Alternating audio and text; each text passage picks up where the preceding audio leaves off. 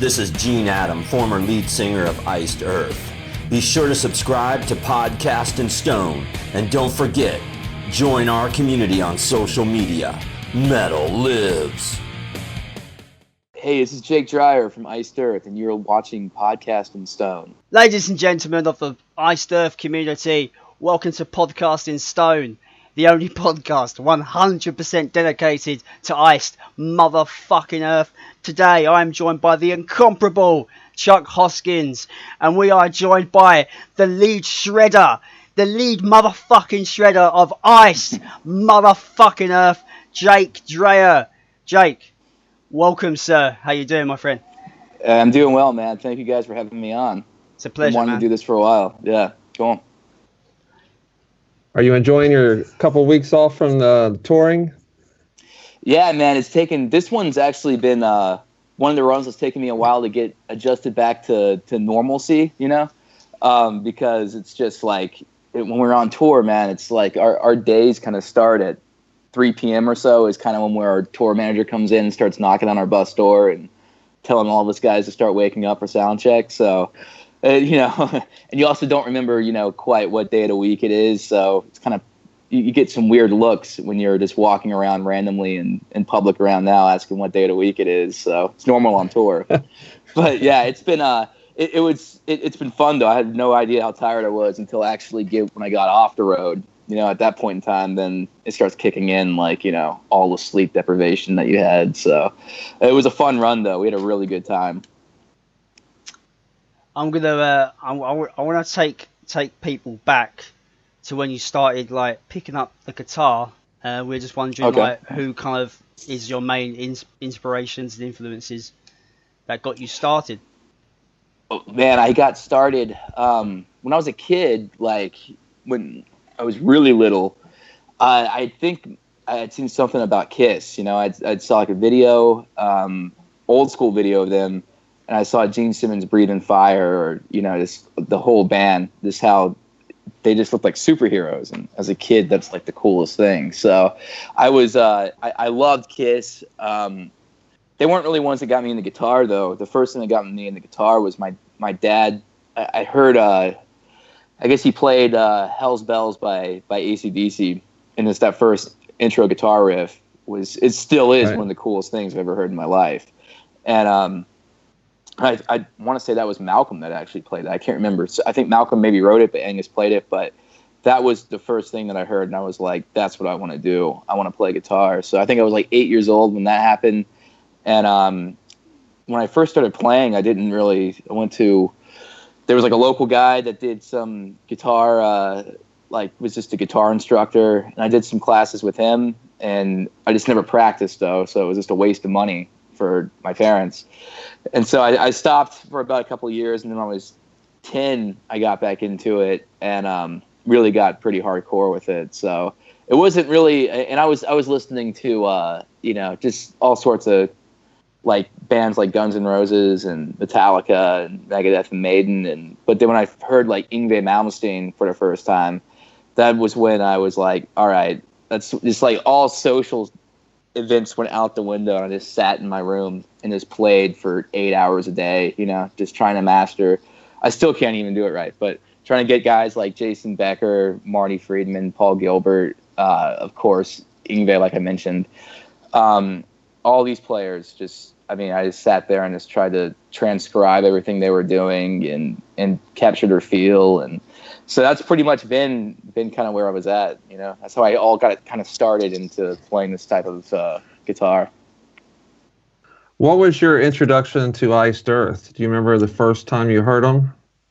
Yeah, I was thinking about this question because the other night, because I imagined it was going to come up, and I was trying to exactly pinpoint where it was at. And it's funny because I remember I was subscribed to Metal Hammer UK. I lived in Florida, but at the Books A Million, which I don't even think is still around, there used to be, they would get like in like the month prior the editions of Metal Hammer UK. And I was flipping through there, and I think this was like, yeah, exactly. That might be, is that during like, what year is that? It's okay. this Okay. this year. Oh, is this one? Okay. Yes, new one. it's funny because I was back down at my mom's house like right before the tour, and I just found one randomly and was going through it, and it was during the Heaven and Hell tour, and I saw. It's crazy. Now that I'm in Iced Earth, you just go through it, and you're like, holy shit, there's Iced Earth right there. A huge, giant, ad in it for them playing with Heaven and Hell. But it was back in 2004. I think during like the Glorious Burden era that they SPV had put a bunch of stuff trying to promote it all out in the UK, and I just remember seeing it all over. So that was the first time I heard him, and I listened back, and of course I had heard Watching Over Me before then. I can't remember where though, but I think I checked out some stuff on Glorious Burden, and that was my first introduction to Iced Earth. Now, I'm gonna ask a question that I enjoy hearing, like the behind the scenes stuff. So like, I asked Stu it, and I asked Luke it. The auditioning process, how's that for you? Coming into the band and proving yourself to John Schaefer. Well, I mean, as far as, do you want to know like what it was like, what happened through the whole audition, if you don't mind sharing. Yeah. No, I mean, like for getting back to it, like I was I had played in anyways, I was in Florida. I was at my parents' place. I was vacationing down there, and I had someone on Facebook or something like that had posted, just scrolling through. I was just fucking around. I was scrolling through, and I saw that someone had said that Troy had left Iced Earth, and they were doing like an open call audition process, and I was like, oh shit, I got to get on this, because I had toured with these guys back in. Anyways, I'll get back to that later, but. And so I immediately went into my room. I think I recorded like a version of Burning Times and a solo of it. And I sent it over to John. I sent an email that said, hey, I don't know if you remember me, but my name's Jake. And I toured with you back in 2011 when I was in the band called White Wizard in Europe. And he'd also seen me. I met him a couple more times when I was doing with a band called Cobra and the Lotus, when we were opening up for Kiss. And he came out to Tampa, and so I was just like, "Hey, I know you probably meet a lot of people, but if you still remember me, I'm interested in this." And like pretty much a couple of hours later, I remember I was on my phone and my email popped up and it was Schaefer, and I was just like, "Oh my god!" And he was like, "Hey, what are you doing? Let's we got onto we had a really good phone call. He wanted to." Feel me out, just make sure I was, down for what the band was going to be about, as far as like touring and, to do realities of what being in a band in 2016 at that point were like.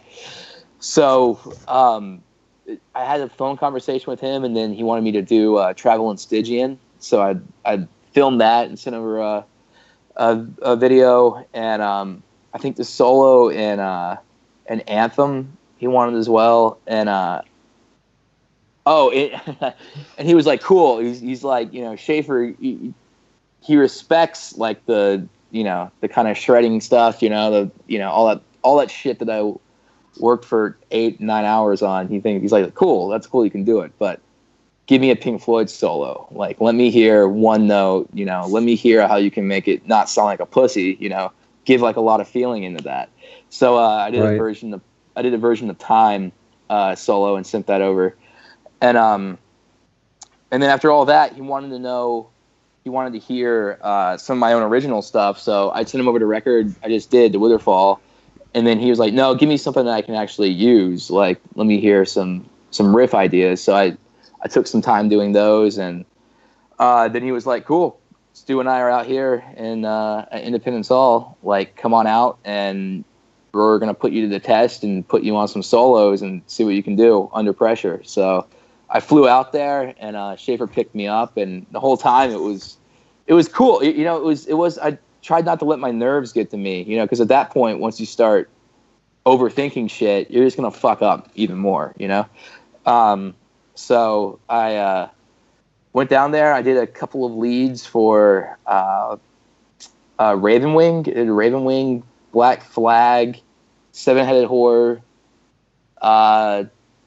the Relic and Great Heathen Army, and did all those. They weren't the ones that turned out on the record as far as the master takes, but the shapes and everything, like a lot of the ideas were still there.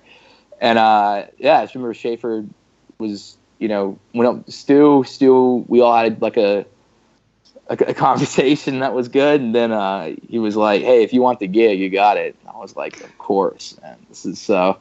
That was kind of the process, and I think I stayed there for a couple more days, and we all we hung out and did a couple of more.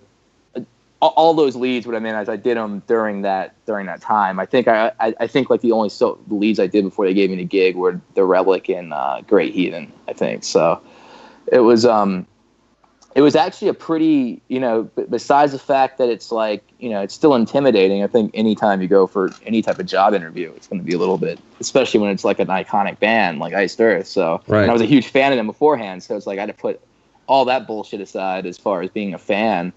And it helped too that I spent some time with them, and when we were doing that tour back in 2011. So it's kind of weird, a lot of people don't know, and we joke around about this, but Stu, Luke, and I all met each other at the same time, the exact same day in Bochum, Germany.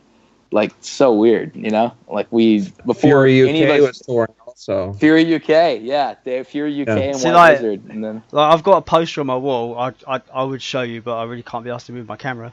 I got a poster from that Dystopia tour, and it's got on there, White Wizard Fury UK, and it's got the. That's crazy, man. It's got the obviously the Dystopia lineup signed it all, like Freddie Fidelis and Troy and stuff, and like because Chuck reminded me, he goes, "You do know that like new bass player and the new lead guitarist is from those two bands?" I was like, "Really?" Like I didn't even realize he was in White Wizard until Chuck reminded me. I was like, "Fucking hell!" What a turn of events though. It's crazy, That is crazy too, because White Wizard were such pieces of shit though on that tour. Like we were terrible. Like we had no idea how to tour. Nothing was done right, and so I was almost scared to contact John. I was like, this guy, because we were thrown off that tour. Like it was like, you guys don't know what the fuck you're doing. You guys bit off way more than you can chew, and so yeah, we were booted from Schaefer on that tour. I guess we weren't booted. I take that back. We weren't. We were going to be demoted down to something to, like we were going to be opening up the bill because Fury UK had their shit together. So, and we were like, well, let's not do that because we were already losing tons of money and all that kind of stuff. We were just, we didn't know what we were, the main guy in the band didn't know what he was doing. So we had gotten, anyways, we left that tour. So I thought Schaefer was like, no way am I going to want to deal with a guy that was in White Wizard. That was such a debacle. So I really didn't even expect him to email back when I did email him. But I'm really, really glad he did. So it was, but yeah, at first I was like, just doesn't want any of this guy in his band, I actually remember when that tour came to London. The 2011 tour, White Wizard didn't actually play that show in London because apparently the reason was their van broke down, so they can't, or something like transportation issues or something. So I didn't get to see the band in London for that show, and that was my first. That was my first ever Iced Earth show as well. So it was cool. It was just Fury UK and Iced Earth. Cool. Iced Earth maybe play longer, so you probably worked out better, So can you tell us a little bit about the EP here? That solo one, yeah. EP. That was crazy, man. 2011, same year. That was because I think when you brought that to me, it was, I think maybe that was our, I don't think that was our second show, but maybe it was our second show, I think, on this current last tour. Yeah. So when you brought it out, I was like, oh wow, I haven't seen that in a while, I have one, but I don't have it physically. That because Chuck hasn't sent. Right. I think Chuck hasn't sent mine yet. Yeah, he was. That was done. I did that when I was right out of high school. I think that summer before I went off to music school, and I was 18 or something like that. Yeah, 2010. And so that was just, it was kind of just, I always wanted to do like an instrumental one that was, you know, because that's a lot of what I was listening to back then was all the shrapnel artists from the 80s, you know, all the guys that Mike Varney found. So I was trying to do something along that style. And also it was also a good thing to have as almost like a resume when you're right. trying to get work for places. It's like, rather than, you know, someone asked you, what is your stuff? You got to have some sort of thing that you can do. It's not really good to be like, hey, well, I played a solo on this song, but you got to go to, you know, 3 minutes and 33 seconds and check it out. And it's 30 seconds of you jerking off, you know? It's like you can give them like a whole CD if you jerking off and be like, hey, yeah, if right. you like it, you like it. If not, who cares? So, so that's kind of what that was. I did it with this drummer, Adam Sagan, who plays in my other band, or he did. Unfortunately, he passed away a couple of years, maybe 2016. But he was on there, and then this guy named Noah Martin, who played bassist. He was a bassist in a band called, he still is. It's in the band Arsis, though, which is more of like a tech death metal kind of band. They're pretty cool, though, man. I know Arsis, they're really good. Yeah, Noah plays in them. So, and I found Noah through Adam, actually. And then who it was produced by and mixed was this guy named JJ Cruz, he's great. He's got an awesome studio down in and like right near my hometown in Panama City Beach, Florida. Still the best studio I've ever been to after doing all this, you know, other stuff I've done throughout the years. It was like it's an amazing facility. And he's got a great ear and music ability as well. So that was pretty much what that is. It was just kind of just like, you know, just my first EP of solo stuff. No, I haven't heard that yet because Chuck hasn't sent me my copy yet. Oh yeah, so, it's on the way. It's got amateur moments, you know, for sure. But you know, I was just going to get to my question about it. Chuck did mention something about how some of the songs on that kind of moved into what Witherfall kind of became. So yeah. I mean, I think Witherfall on Nocturnes and Requiems, I think we did it like it was executed a lot better. You know, I had Joseph there too. Him and I both co-wrote a lot of those songs, all those songs on Nocturnes and Requiems. But to me, that was always kind of, there it is right there. I was always liked songs and albums too that took you on a journey. You know, it was almost like a roller coaster. You know, where it was like you'd have these moments that were really, really intense, but then at the same time they were pretty soft, and each one makes it's the contrast. So a really intense moment is going to sound super intense if it's coming after a mellow section, or there is some more. You know, your ear kind of has like this moment to catch up, rather than, you know, I really can't stand records that are just like blazing, you know, one song after the other, because you get kind of fatigued, and cool parts don't really sound that great. You know, it's like eating the same food every day. So right. It's kind of like, and I also like songs that take you on. They tell stories, you know. I don't know. I'm also a big prog nerd, so that's also kind of where I think a lot of those things come into play. You know, I love a lot of those. I love a lot of my favorite songs from my favorite bands are always the really in-depth long tunes that you can just listen to, and you know, you're taking on this ride for however many minutes it might be. So that's why there's a lot of long tunes on that record. When can we expect a follow-up to that? To Nocturnes? To the Witherfall. Oh yeah. Well, that's we're actually heading. We're flying. We're doing it back in Florida, where I did the In the Shadows of Madness with JJ. We're flying down there May 14th, and I'm there for an entire month recording with the band until I leave for Europe for Iced Earth. So it's going to be a whole month. So yeah, May 14th. So about less than a month from now, we'll be down there recording the follow-up, and it'll be out through Century sometime around October, I believe. September and October is when our scheduled release is, and it will be met at least on our end, because we got all these deadlines all set up. We've been busting our ass trying to get this thing done. So yeah, it's a big record, man. It's going to be called A Prelude to Sorrow, and it's actually about a lot of our drummer who passed away, on there. So which we found out right before going on stage, or after we got off stage, right before the London show.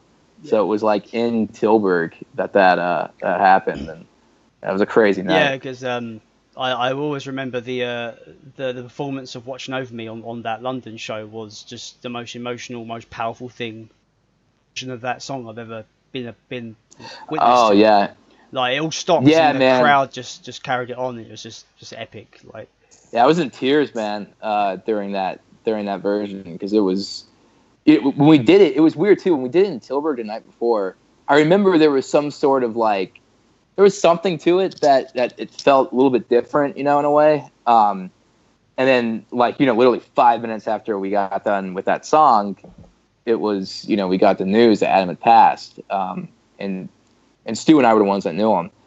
And so, but then that night, in particular in London, it was just like, we already knew it happened, and Stu had done like a really great tribute to him before going into the tune. And yeah, I remember just like it was hard to make it through, It was a pretty tough tune, but the crowd, I think, could also feel off it as well, So that tune gets people every night, It's such a powerful song, because you can look down in the audience and there's people that are it really means a lot to them. They're in tears, and it's you can tell this song really hit them on a personal note. Like me and Chuck just done our Dystopia retrospect the other day. We were talking about a similar song, End of Innocence. Right. Yeah. That Stu wrote for his mum and stuff, and like I was talking about how the difference of how listening to that song when it came out and listening to it now, knowing what's happened in between that, makes that song immensely more powerful than it was, in my opinion. Right. And it's when you think about loss is something everybody goes through, no matter who you are. And I think like when that gets fueled into music, it becomes the most powerful thing. Like some of the most powerful music you can ever write is through loss.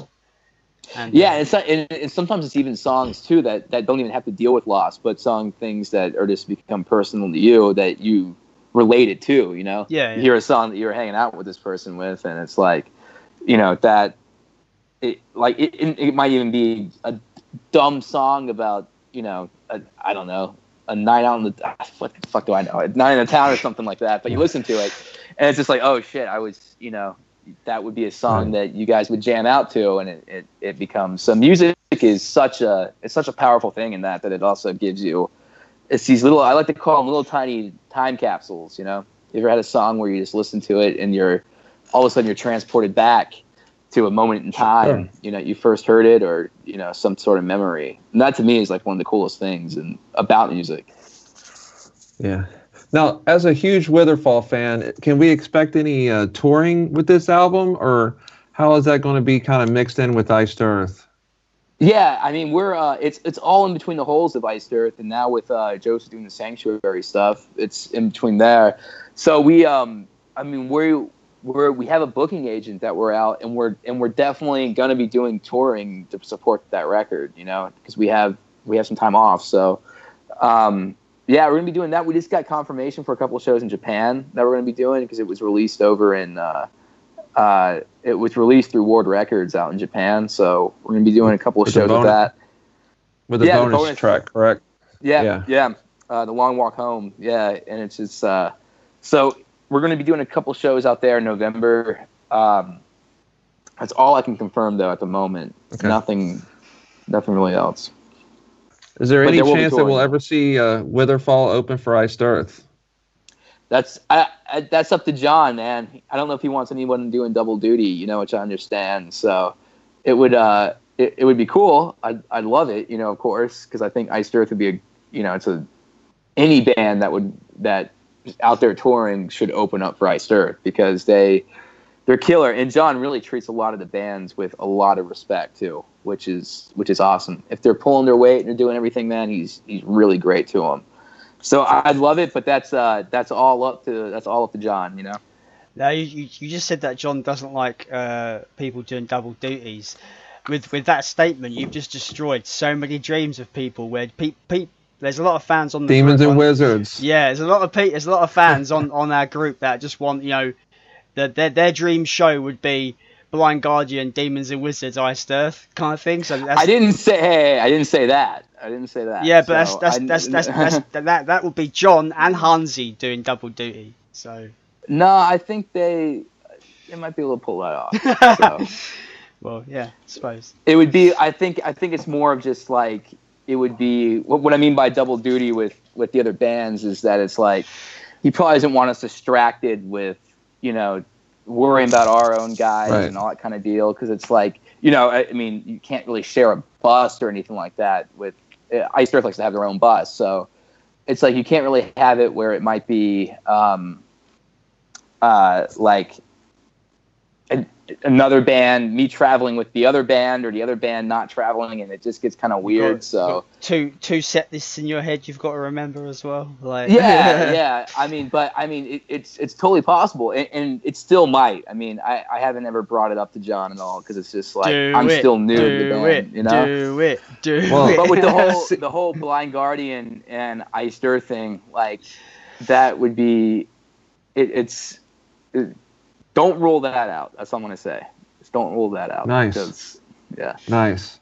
I think I know it's unfortunate with the lead singer passing of Sanctuary, but Joseph totally nailed that tour. Killed it every night. I mean, I think that was huge for you guys, as far as, because I've talked to several people that said, you know, I was unfamiliar with them until I heard, you know, his Sanctuary set, and I went right home and listened to Witherfall. So he was amazing. Yeah. It was great, you know, seeing those songs by him. They were incredible. So yeah, he nailed it, man, every night. I remember seeing the first show or watching the sound check, and I was just like, holy shit. I knew at that moment. I mean, I like when he got that gig, Schaefer called me up and was like, hey, do you think that Joseph would be interested in this? And I knew Joseph would.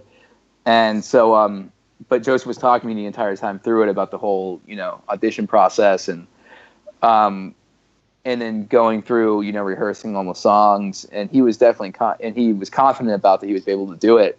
And then every night, though, because I'm a huge Sanctuary fan too, I love World Day and I love Nevermore, and I loved everything that he did. He had such a cool, like, a lot of his vocal melodies that he did were so they were interesting, but not interesting in a way that sounds like, you know, it's dumb. They were interesting because they actually were like, it was something different that you wanted to hear. Right. And his range, I mean, especially back in Sanctuary, was out of control. So it was killer to hear those songs performed with, you know, Joseph. I thought every night he was giving them, like, he was definitely making them sound like as they would on the record. So it was a cool tour, man. I really hope that tour, like, goes to Europe, you know. I was hoping that it would eventually one day make its way over there, because I thought that was such a killer package.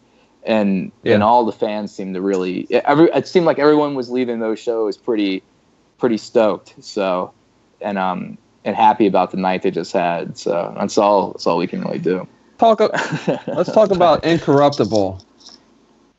Yeah. Well, I know from what we've heard, a lot of it was already written when you were kind of doing your solos, and by the time you were introduced into the band. What was your thoughts when you heard some of those songs? And was there one track that specifically stuck out and was like, wow, that's incredible? Yeah, there was. So when I'm trying to remember back to, because when I was there, what songs actually had vocals? I think a pretty good amount of them did have the melodies already written. I remember Ravenwing was one that I was really, really loved. And then when I was there too, I think Heathen of course. And those two stuck out.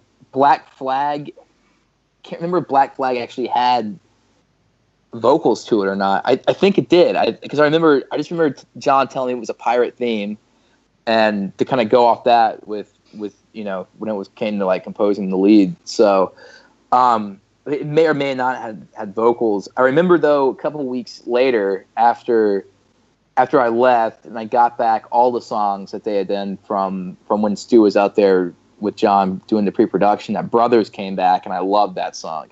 That's one of my favorite tunes on the record, and I love playing it live too, and I'm really glad we've been playing it every night on the past 2 tours that we just did. So it was, to me, that was, I don't know, it was just it's not like a metal song, it's more of like a rock song, but it's super melodic and it's catchy. Right. So that's what I really love catchy. About that. Yeah, I love that song. In live, it's really fun to play too. It's just a real, you can, I don't know, it just gets everyone moving. So, and everyone, it's cool too, because everyone out in the audience seems to have latched onto that song as well. It's one of those ones that people are all singing the lyrics to, and they're all into it just as much as we are. Yeah, I tend to defend Iced Earth as one of the most like singable bands in terms of like just the song structures, and the choruses are just, you can be you can be as heavy as fuck, but you can have that kind of hook, that vocal hook that everyone just grabs and you just sing along to it and stuff. Yeah, man, I still remember first time I was in Greece playing The Hunter, and they were singing back that the melody that goes throughout the chorus, and all the guitar parts. You see that like in Alive in Athens, like which is a DVD I watch all the time. It was a lot of it when I was trying to learn these songs too, and seeing how they do it live versus the record version. And it's insane though, man. Some of the and Greece was, John always was telling that Greece was the one that kind of started that for how everybody in all the Iced Earth fans now, the Greeks were the ones that kind of started everyone singing, all the guitar parts back to you, and every single melody. But you have to have parts that you can sing back, So yeah. Right. That goes back to the songs. So yeah. Speaking of, I was going to say, speaking of the Live in Athens, Larry was amazing. Tarnowski was amazing on that. Going back into, doing some of the old Randall Shulver and, Larry and, of course, Troy, how's it different as far as you playing on those? Is there anything you could tell us about kind of the differentials on those? Yeah, I mean, there's just like pretty much when it comes to each guy has their own style, That's one of the cool things about like each of those players. There was one guy that had like Randall was using a lot of these interesting scales that I've noticed in a lot of melodic minor he had going on. A lot of this stuff where it seemed like he was coming from a more of like a fusion type like influence, which is really cool because it's a lot of the guys that I listen to as well. I listen to a lot of Foldsworth and a lot of these guys that use these kind of particular scales. It was cool, especially over some of the stuff that John was writing. It was something I'd never heard before, where it's just like you have these heavy riffs, but at the same time it's got these scales that are, a lot of it's based off some chromatic type movements. And so I thought that was really cool. His style is way different than when you have like, and then you have Troy's style. Troy was also, he used some chromatic stuff as well, but it was also more blues. He was also into like a lot of country guys, it seemed like. Right. And then some like gypsy jazz. I remember particularly we were in Italy one time talking. This was when I was in White Wizard, but I remember him talking about like Django Reinhardt a lot, and that's a gypsy jazz player that I really like. So you can hear some of that influence as well in a lot of Troy's playing. And then the guy Larry and I are probably the most influence-wise comparable, but also Ralph as well. Ralph Ralph is really underrated. I think that Ralph was one of the guys that he only did a couple of leads, but they were killer. A lot of the ones off of Glorious Burden. But he also has a little bit more of a cool kind of blues jazz element to it a little bit that I can kind of hear. And I think that like Larry and I definitely you can definitely hear a lot of that Marty influence, you know. Yeah. And his Larry playing. was telling us about his Marty influence. Yeah. That's and him and I are the ones I can hear some. It's the one I can relate a little bit more to the most. Whenever I try to write his stuff, I'm like, okay, I know what he was going for right here on this Marty type of, you know, he's adding in this stuff right here that Marty would have done, which is killer because Marty's one of my favorite players. Marty and Jason Becker. There's some of the stuff too that I hear in him where you could tell he was listening to Cacophony. You know, he's getting down all the arpeggios. That's something that Becker would have done, where then Marty would have come in with, you know, some of these really cool, like, you know, minor second type things going on, the flat nines, and just putting in those type of tonalities as well that you kind of hear all over the place, that Phrygian sound. So, yeah, I would say, I mean, I don't know, like you could talk to these guys and they'll be like, no, I wasn't influenced at all by Hallport or any of this stuff, but to me, that's what it sounds like, you know, being, nice. You know, guitar nerd. So each player is different though. You can listen to the leads and it's not like, you can listen back to one of them and be like, okay, yeah, that is that guy versus, you know, an earlier type record. But each record has great leads on it from everyone. That's very true. Yeah. Exactly. Now, with the, go ahead, Jason. I was going to get onto a topic that might take some time, so you can jump in whatever you was going to say, Chuck. Oh, I was just going to say with the tour list you guys pulled out some classics like Stygian and the Something Wicked trilogy. Is there any songs that like you kind of are wanting to play that you might be, you know, nudging John saying, hey, let's do this, or, you know, is there any back catalog stuff that you really want to play? Back catalog stuff, man, at the moment we've been tossed around the idea of doing Violate. Violate would be pretty cool. We haven't done that one. And I don't think Stu's done it, because I remember Stu was talking about that. That would be cool. I Walk Alone is actually a song I'd like to do. Yes. Ah, interesting, yeah, man. Yeah. I tell you what, that album gets forgotten, like, live. I don't think John's ever played that stuff live, as far as I'm aware. I don't know if we ever would do it. I've told John a couple of times, though, that's like that song is one I'd like to hear. I actually heard that on the radio, man, like on like a Sirius XM or something like that, back when it came out. And that was one of the songs too. I just remember hearing it and was like, holy shit, it's killer. So yeah, those two are the ones that are off the top of my head that I'd like to, nice. Stu would sound great on both of those, actually. Yeah. I'd like to. I hope we bring back Question of Heaven too. We only did that a couple of times when I first joined the band.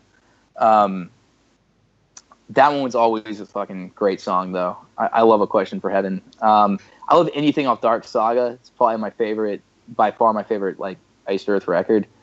Yeah, that and Something Wicked are both close to me. So I love obviously I love Something Wicked Comes. It's not my favorite album, but I'm always looking for like really deep cuts, like, you know, Mystical Ends off of Storm Rider or Curse of Sky from the debut album. Just stuff like that. Yeah. I've never seen the band play live. They probably have played them live like years ago, like back in the early days. But like since I've been a fan, they've never played them live. So that's the kind of stuff I'm looking for. But it's all up to John at the end of the day. I guess. And it's one of those things too where it's like you want to have a flow to the show. I thought the last set list that we were doing was really killer though for for any fan that was out there. You know, it was. I mean, because it was literally it went through all sorts of different realms of Iced Earth and different eras. So to me, that was like one of the. It was really fun to play, and it seemed like the audience at the end of it was really into it, especially. I was surprised too that, I mean, when we first did Cleared Away, we did that song in January this year, somewhere in Germany on the first part, and it went off, and we're like, holy, okay, that's going to be a staple in the set because it came off so well, and it's great to have that as the encore, that and watching over me, it sets it up to a really nice, way to end the show. Right. And before all that, you got the whole Stormrider suite, that we're kind of doing. So yeah. 3 songs in a row from Stormrider. Can I ask a question? You play Stormrider and Angels the wrong way around, because on the album it's Angels into Stormrider. Right. Why Yeah. is that a tuning reason? What was there a reason for that? Like the other way around? No, the reason why we were doing that was because John was going up to address the crowd. Okay. Yeah. And so it's a break right there. John addresses the crowd. He talks about, how, it's 30 years for Iced Earth, this year. So it was that was set there specifically for John to have his time with the crowd to talk about. Yeah, exactly. The Stein. So that's why we were doing it that way. And actually, to be honest, it was cool from a live perspective how it came in that way, especially like some of the shows we were doing maybe where the crowds weren't, it would be like a Monday night or some shit like that. But when Stormrider would come out, John would address them, tell them that they better start, doing a circle pit. Get in the pit. Yeah, and then right after that, it's just, we probably have like a measure, and then it's like, 1, 2, 3, 4, right into Angel's Holocaust. Do you do the dun dun dun dun dun?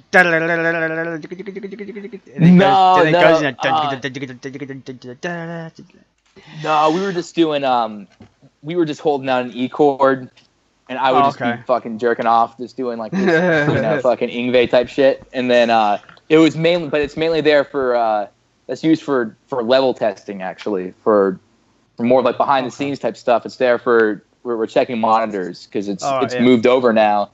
So John needs to be able to hear his guitar and his vocal. So that's kind of what that's for at that moment. Interesting. And it's used as part of the show. I thought Angels flowed into Stygian perfectly. It was such a great segue from Angels to Stygian. It was amazing. Oh yeah.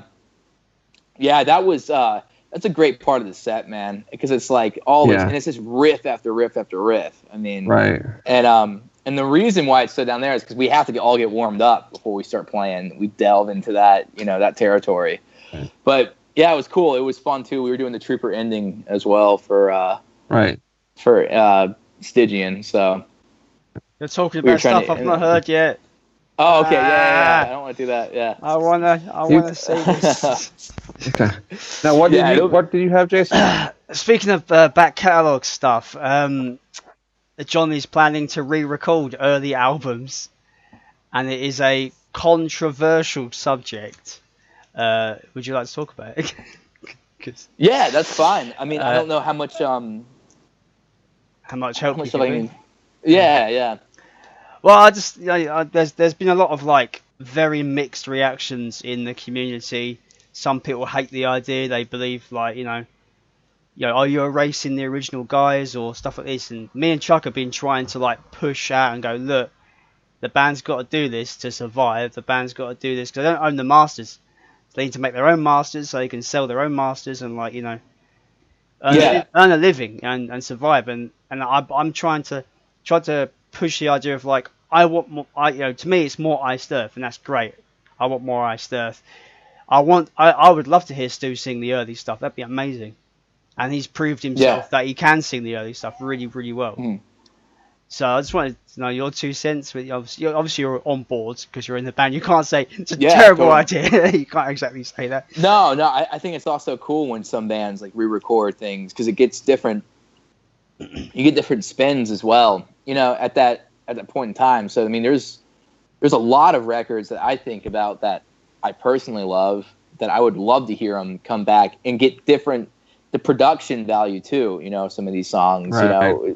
I know John wasn't happy with a few of them. I don't want to speak on his behalf of which records he didn't like or what tunes or something like that. But I think that it would be a benefit for it to come back. And you know what? It's like we're not erasing the older ones, so just don't listen to the new ones if you don't want to, you know? That's It's what really, I've been saying. Yeah, Like, it's kind of like, but, like, you know, but yeah. I mean, we knew that people were going to have, you know, strong opinions to it, you know, as far as, like, and I totally get that. So, I mean, I see why people would be like, no, you can't, don't redo these, but it's not like, you know, it's not like we're taking them away, you know. That'd be a different story, you know. It's like, you know, it's like what John said to us on his interview. He said, you know, does he want Black Sabbath to go back and re-record the original Black Sabbath record?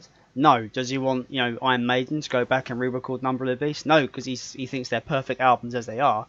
Right. But obviously, this is something he has to do for the future of the band. And exactly. I'm 100% behind that, because like I've been supporting this band for 17 years, and I don't tend to stop anytime soon. And you know, I've numerous episodes I've been saying this since Stu joined. This been the Iced Earth Renaissance. It has been, the bands have been on fire since 2011, and it's just been an amazing time to be an Iced Earth fan. And I don't want that to end. I love the band too much for, like, you know, I'm not gonna support this now. Like, that's just stupid. That'd just be stupid, you know. Yeah, and I think a lot of it mainly has to do with just the deals that were made, you know, with the labels at that time, and not owning any of the masters, and that's something that you have to for those songs, you know. So it is mainly like it's a business decision on that, you know, that you have to do it, and that's the way that it works, man. 'Cause it's such a fucked up industry nowadays with it, and trying to be in a heavy metal band during this time it's tough, man, you know. And like John said, he doesn't give a fuck if you lost your virginity to I Died For You. It's his fucking that's song, right, and he'll fucking re-record it if he wants to. Yeah, that's right, man. That's so. This was an awesome quote. This is the lesson. This is the lesson, right? That everyone's got to learn. You can bitch all you like, but John's just gonna do what he wants. Do you know what I mean? It's his band. Exactly. Like, it's his baby. That's exactly. And that's his right, you know. That's like, it is his band, you know. Yeah. And again, it's like he's gonna do it for his way, you know, because it's gonna help the band out. And if, you know, and same thing, you know, if Black Sabbath were to all of a sudden go back in and re-record, you know, Black Sabbath, would I listen to it again? Yeah, I'd check it out. But if I didn't like it, then I just would never listen to it again, and I'd go back and listen to the original. You know, it's still there. So yeah, my example when it comes to Iced Earth is the overture of the Wicked EP. And I'm just going to say this because like I don't like those Something Wicked trilogy re-recordings. I don't like them whatsoever. Oh, the ones with the Tim did it. The guitar work is great. Tim Mills, did a fucking awesome job on those solos. That was cool. I like Brent's ideas too that he did, because especially during the chorus, it's out of control. So,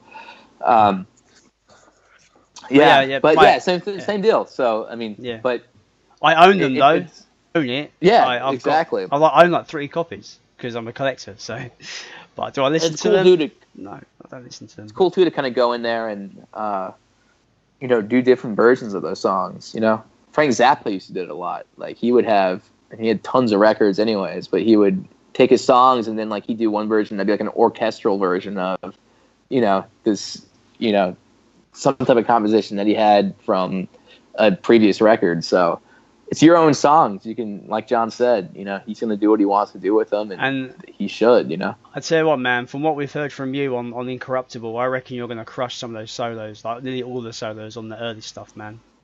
I hope. We'll see. You know, it's just hasn't been done yet, but I appreciate it though, man. Not to take anything away from Randall, but you know, it's all good. No, he had some like I said, man.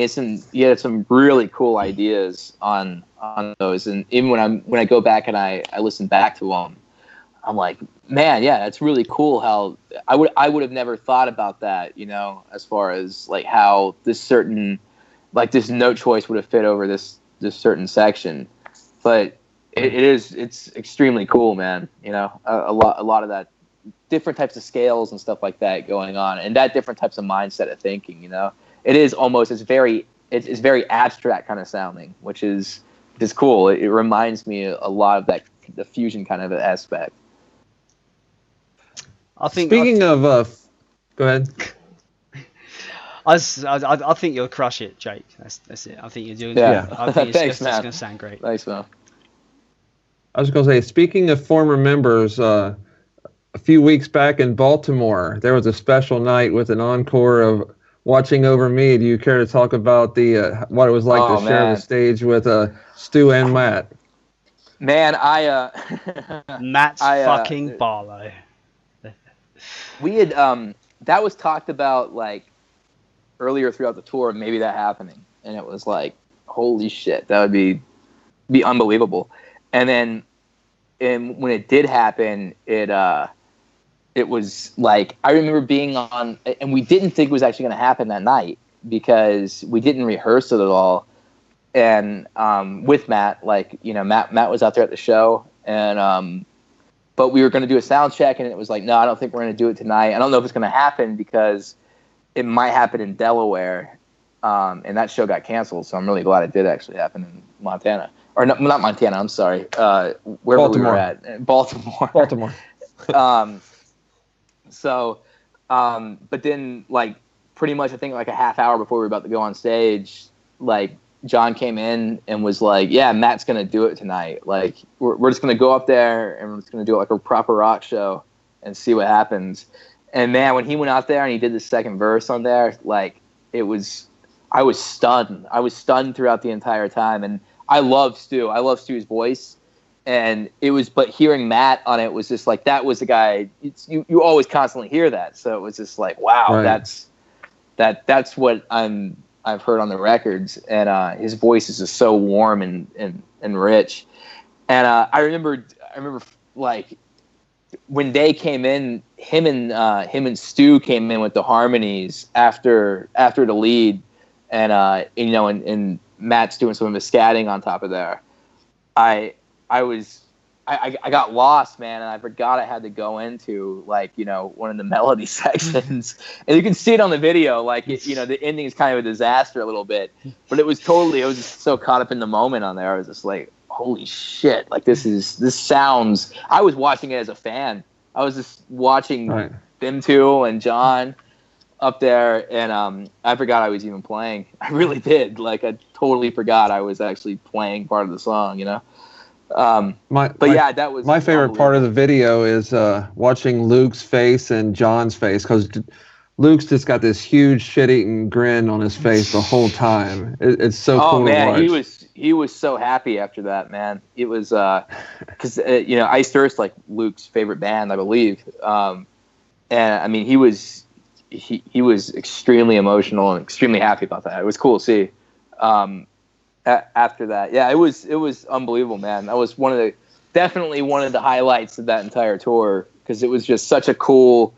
It wasn't really planned, you know. We had kind of just talked about it, like, hey, it'd be a cool idea if Matt got up and sang "Watching Over Me," and then the fact that it didn't happen, or wasn't going to happen that night, and then it was just like, fuck it, let's go up there and do it, and it was unbelievable, man. Cool treat for everyone in the audience too, man. You know, I think they were.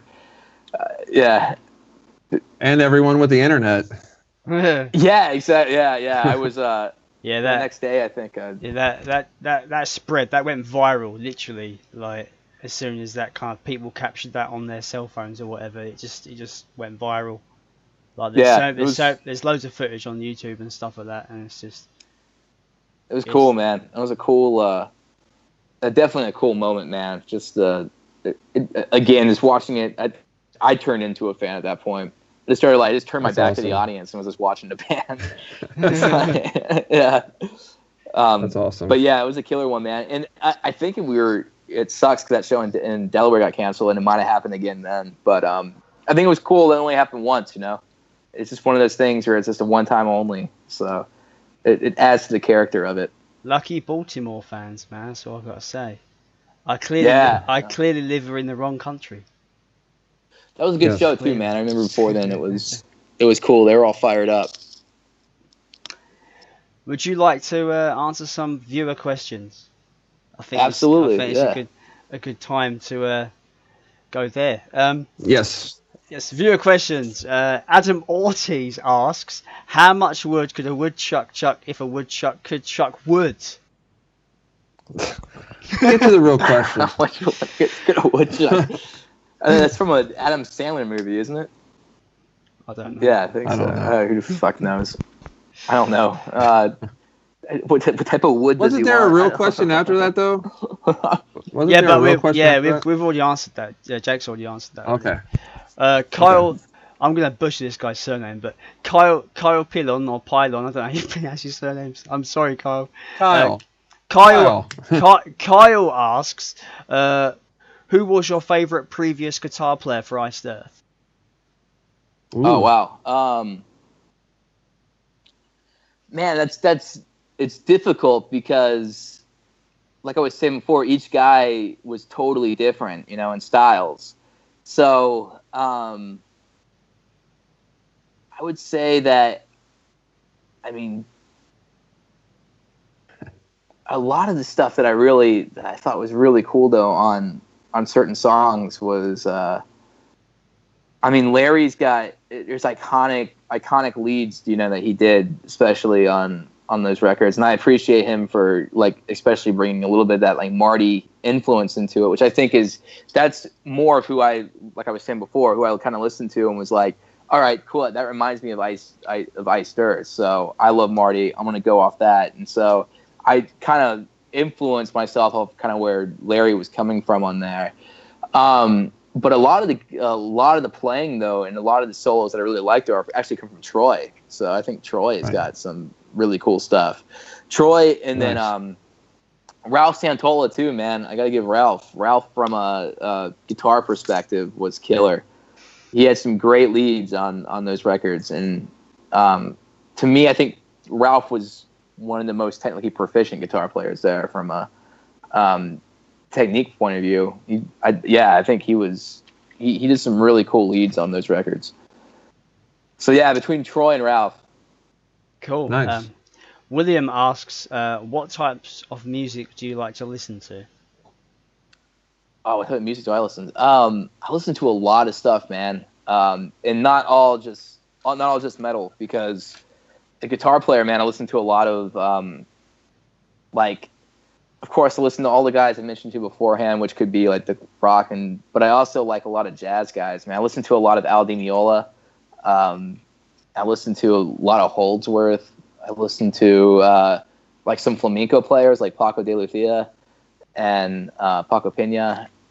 Just because to me that sort of stuff is cool to bring into an aspect of metal, because sometimes it's been done a lot more now, but it's cool to have those different influences. So I listen to a lot of classical music. I listen to a lot of classic rock though. That's mainly where, if I just want to listen to something on it's Queen, Fleetwood Mac, I love those bands. Nice. Yeah, man, it's all over the place. I mean, anything that's got a great melody to it, man. I love Peter Gabriel too. John was showing me when we were recording Incorruptible, one of my favorite moments was at the end of the recording one night. We were just there having a drink, and we were listening to we were watching this Peter Gabriel DVD from 2003. It was awesome. I mean, Pink Floyd. I mean, yeah, it's just that's mainly the stuff I listen to. I don't really listen. I mean, when it comes to metal, of course, it's bands that are, they're like my favorites. I love Nevermore, Maiden, of course. You have these classic ones that everyone kind of listens to if you're a metalhead. I love Typo Negative though too. I like Opeth as far as. And I like the band Death too, bringing on Richard Christie and Steve DiGiorgio. So yeah, I mean, I can't really think too much. I mean, my iPod is all over the place with music. Yeah, nice. Brandon asks, what is your favorite solo that you contributed to Incorruptible?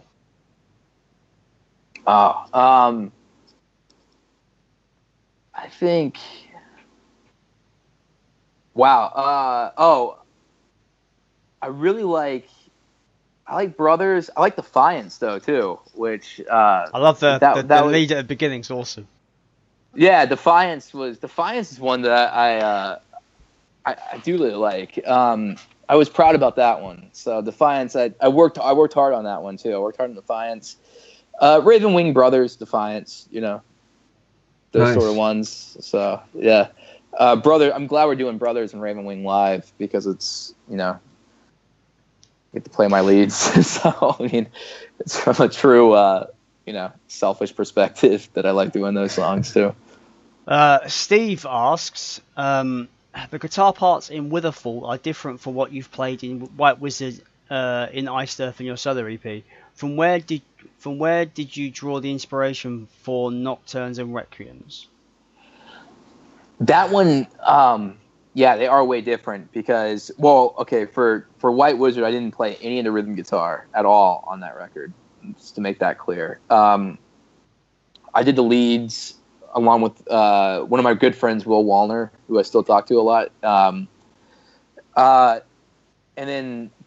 for Nocturnes and Requiems, that's more of like, Nocturnes is like, Witherfall is like my baby in the sense that that's what the band that I wanted to hear, so all that stuff comes from there. A lot of it was King Diamond. Andy LaRocque is one of my favorite guitar players of all time. Oh, he's so underrated, man. He's like the most underrated lead guitarist. I love King Diamond. I agree too, man, because he would he would do that was one of the things too that I really loved about Andy, was that when you would listen to a King Diamond song, the leads almost became part of the composition.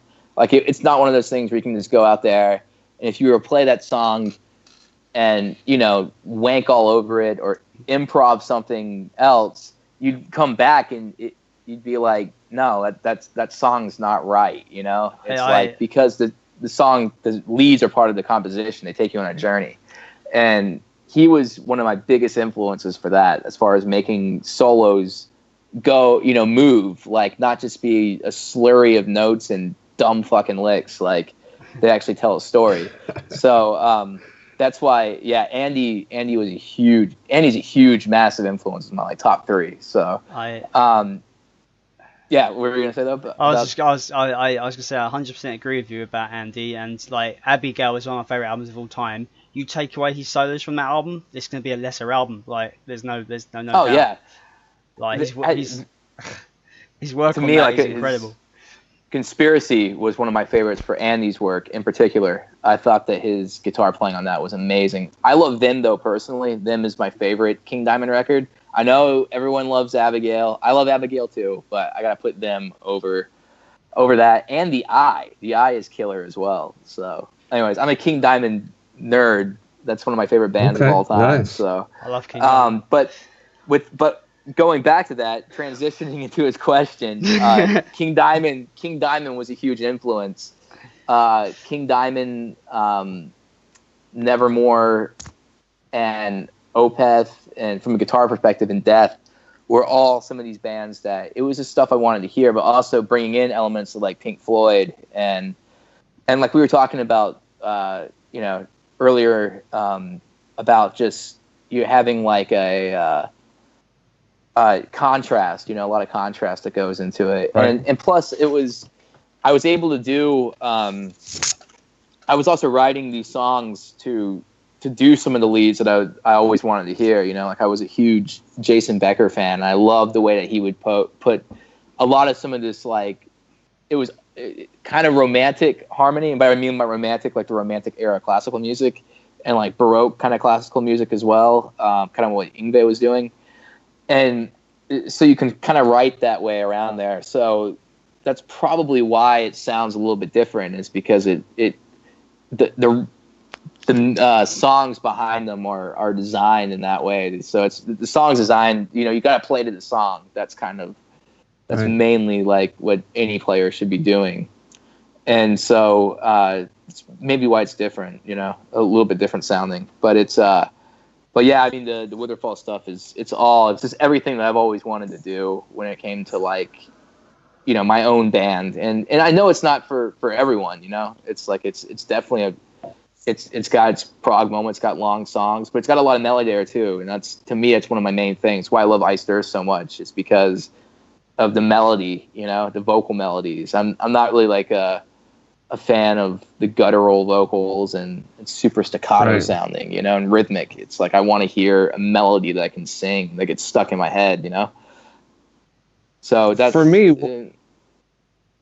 What Are We Dying For is like my favorite acoustic lead of all time. I love that song because it kind of reminds me like it's got like a Megadeth like drive to it, but then it's got those like Yngwie type solos on it, and then it's almost like a Santana type solo like toward the end. It's so great. I love the diversity of that song and just the different layers on it. I can't get enough of that song.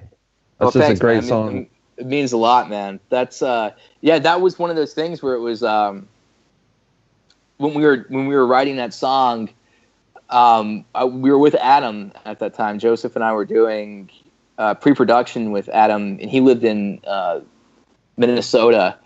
And we came in that time for that break, and I don't know, for some reason it was just like I feel like this would be a really cool idea. Let's just do like it was kind of more influenced like from a Latin jazz perspective of players like Di Meola. There's like a great, if anybody out there is like a guitar guy, it's like John McLaughlin and Al Di Meola and Paco de Lucia. They used to do this thing that was like the guitar trio. And it was this acoustic guitar playing the entire time, but they were just doing these blazing runs. I mean, the most insane technique.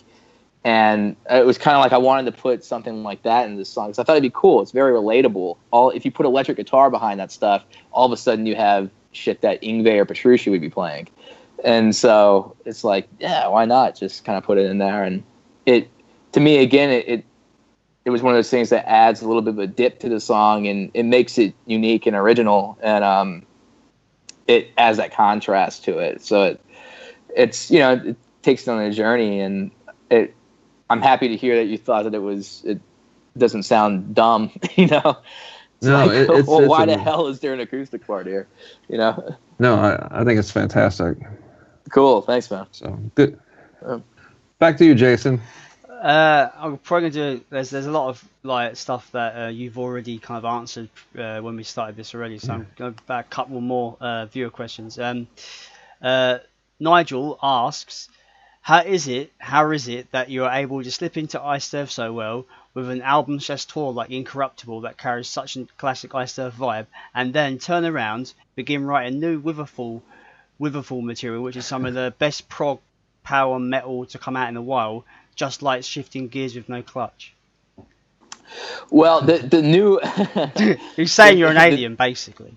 Yeah, oh man, there was this has only kind of been the break I've gotten since we just got the tour. I can't remember, like I was talking about beforehand about days. What day is it today? It's it is Thursday. 19th of April.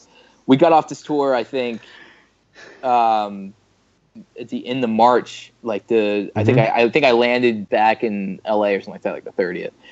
And immediately that night, I went and started rehearsing with the Witherfall drummer because he's touring right now, and so we had to go over all these songs for getting pre-production down. So it was almost like 2 weeks of just nonstop working on Witherfall as soon as we got back. But a lot of this Witherfall stuff's also been written. It's been around in our heads for a long time, So it's like some of these songs they're almost a year old, if not a year and a half old. So it's not like it's just coming back and being like going right into the Witherfall stuff. Right. It takes some time. But with that said, we're putting down all the drums to them now and arranging everything, and seeing what parts fit, what parts don't. So yeah, it's been I don't know, man. It's just been work nonstop, but that's just what I like doing, man. I just like I like anything that has to do with music. If not, it's just like I just get bored and I don't want to do anything. So yeah, it's just a lot of work, man. That's kind of it.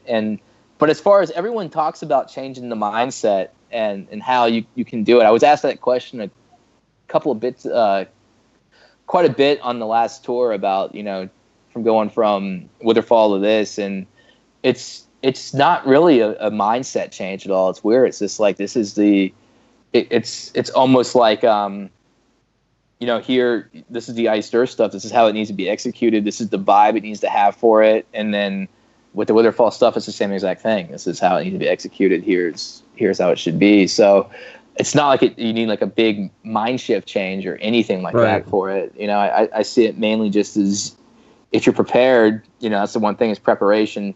Prepared enough, it's laid out for you, and it's also like to me, it's like I love being in Iced Earth though too. So it's like I love all the guys, and it's such a good vibe and just like personal camaraderie and stuff like that too when we're on the bus. So, and just hanging out in general. So it's very easy, and so yeah, there's really no mind shift change, and I'm not going to say I'm not an alien. I'll just tell you that that I know of.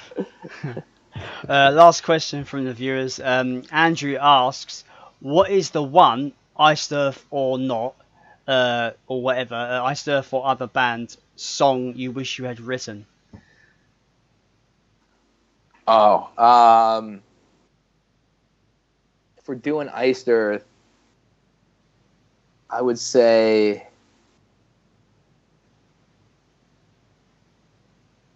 probably Coming Curse. That song's killer. I mean, yeah.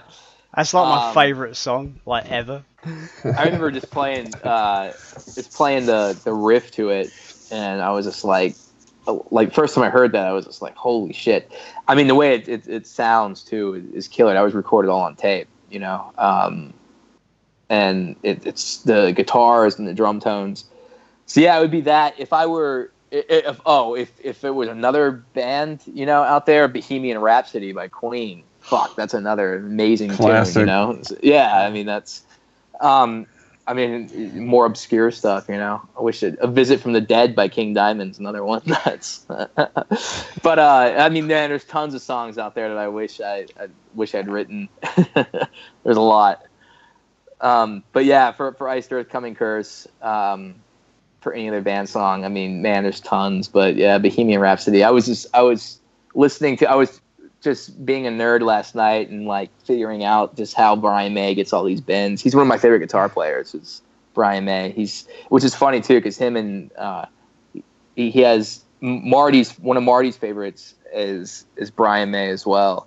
And after talking to some people that know Marty pretty well, they were like, yeah, he's just obsessed with Brian May. And I'm like, I can hear that too, It's the way that they bend that note. Vibrato is so key, That's one of my biggest things I tell anybody out there is, if you want to make your guitar sing, gotta know the vibrato, because it is an instrument. It's what makes it different from piano,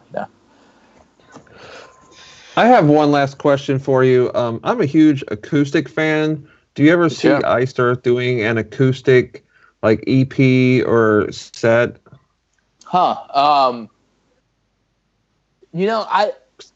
I don't know. I wouldn't be the right guy to answer that question. I think that a lot of these songs can easily be done to an acoustic. Actually, we had a show that was canceled in Delaware, and a couple of us, I think it was Brent, Luke, and I, and then some of our crew guys, all went out to this oyster bar that was open in Delaware, and and Luke and I went up there and did a couple of Iced Earth songs. I was fucking tanked. It was terrible. From my perspective, Luke was up there doing it because he does that. He does all that stuff acoustically on tour, and he was killing it. But I was like, I had no idea. Like, I was like, are we doing these songs like we do them on, on stage and stuff like that too? And anyways, not in that mindset was I doing my best performance. But it was those songs can easily translate to to being acoustic very, very easily and very well too. Yeah.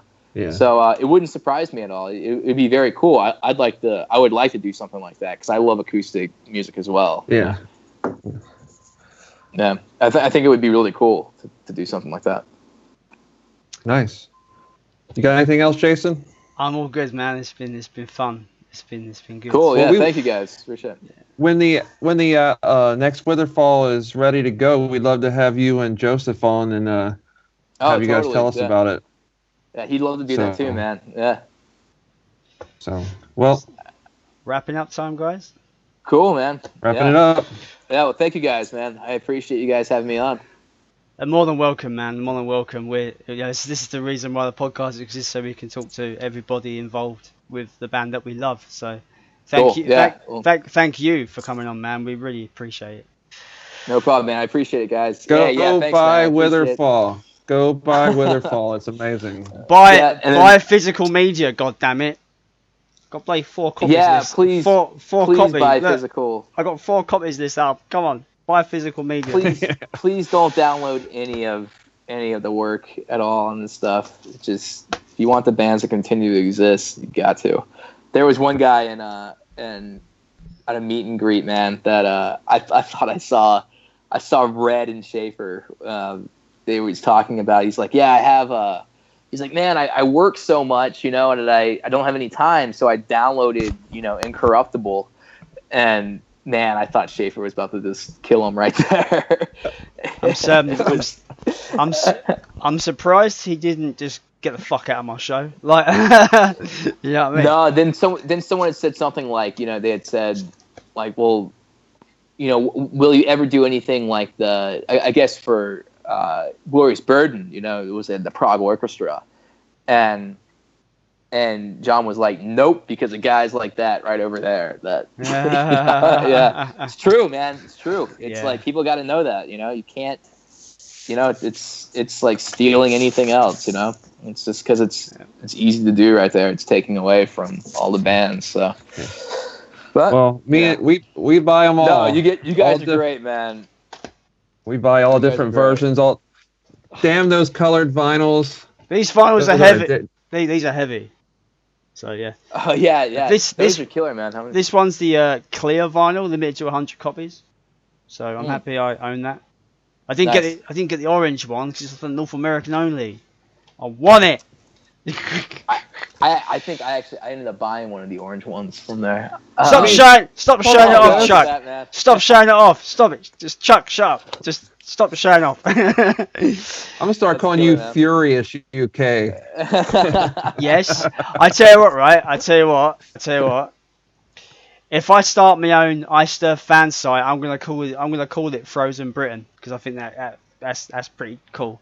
Eyster, the British Eyster fan site. Frozen I thought we already Britain. started an Eyster site. I'm speaking hyperbole, man. Fucking hell. Come on. But anyway, man, we'll definitely be over to the UK at some point in time. I don't know when, but it will happen. Before I die, Jake, please. Before I die, ahead. preferably. Yeah. But thank you very much for spending time with us today. This has been awesome. We can't thank you enough for your time and answering questions and stuff. I've had a great time. So yeah, me too, man. Yeah, thank you guys, man. It's cool to have guys that are so passionate about when you do like these interviews and shit like that too. Sometimes it's mainly just the same questions over and over again, trying to like promote a record or some shit. And it's cool to have. We hate stock questions. Fuck that's those, I'm just gonna tell a story, right? Yeah, it's like we keep getting like these comments on our YouTube, like I don't know, like with Stu or other interviews, like some guys just going like, you guys need to talk about how you do interviews because the band members are always like professional. You got to be more professional. Like, I've never said that me and Chuck are professional interviewers. We're just fans. Right. We're just fans. We're By fans for the fans. Exactly. Like stock is boring. Hi, Jake Dreyer. How was the tour? It was great. Yeah. How was the response to the new album? Yeah. It was great. Like we know those answers. Yeah. Like, why ask them? Exactly. We are the response. We are the response. We know. Most of the times too, like those questions aren't ever really answered like truthfully. I would always love it if like. I've always wanted a band just to even troll people, and they're like, "So how's your new record?" And it's like, it's fucking terrible. It sucked. I didn't like any song on it. I think the first one's way better, And it's It's our that to me seventh would best be, record. Yeah, that'd be entertaining as hell. Oh, man. It's the heaviest record, it's the fastest. It's You bullshit, should have done that. That should have been April Fool's. Iced Earth April Fool's. You should have done it like 1st of April. Boom. Oh yeah, I tell you what though, right? I know I'm rambling, but I got an example, right? I swear there's this interview online. I'm not going to say who it was by because I don't want to be a dick, but it was like John and Stu. And this guy's like fumbling, it's an older guy, he's like fumbling on the mic asking these really cringy questions. And Stu's just like staring at the table like that, looking like he's almost just internally dead. Like, get me out of this fucking interview. You know what I mean? Like, he doesn't want to be there. It's just funny.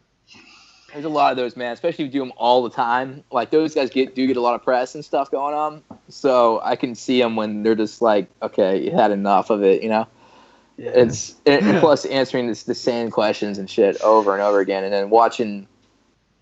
I mean, and then also trying to, promote. I guess when you're having to do this on press days, that is kind of part of the job, is to get there and like promote the record.